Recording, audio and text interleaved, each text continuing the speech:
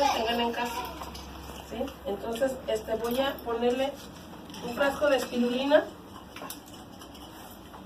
Se va a moler.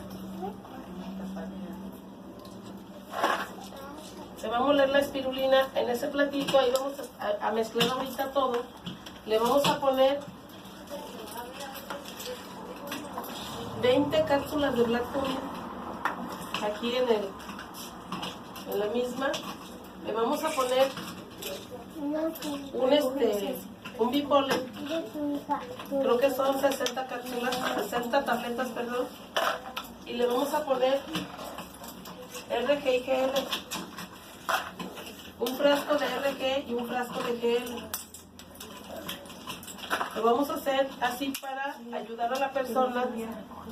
Esto, si tú lo preparas en casa, le puedes dar una cucharada en la mañana a toda la familia, una cada quien, un vaso de té de espica, con café negro, con chocolate, más tu cafecito. Si ya estás acostumbrado a tomar la mezcla de los productos, tu cucharada de esto y tu cafecito. Y sin olvidarnos que el té de espica es agua de uso, porque eso es muy importante. Ahorita yo les decía, es desinflamante el té de espica, te quita un problema de lo que vienen siendo los cólicos en un bebé recién nacido. Un bebé que nace con mucha flema.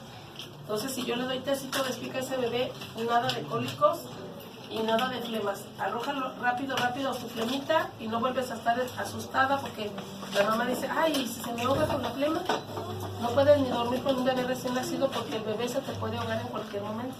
Entonces le das un tecito, comienza a sacar tu flemita y se termina. Entonces es muy importante porque los productos son orgánicos y los puede consumir a la mujer embarazada, un bebé recién nacido.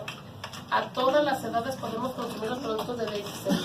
Son productos muy seguros, altamente seguros, porque son alimentos, no son medicamentos. A veces cuando vemos que son tabletas o son cápsulas, mucha gente llega a confundirse. Me está dando muchas pastillas, me está dando muchas cápsulas, porque siempre lo vamos a relacionar.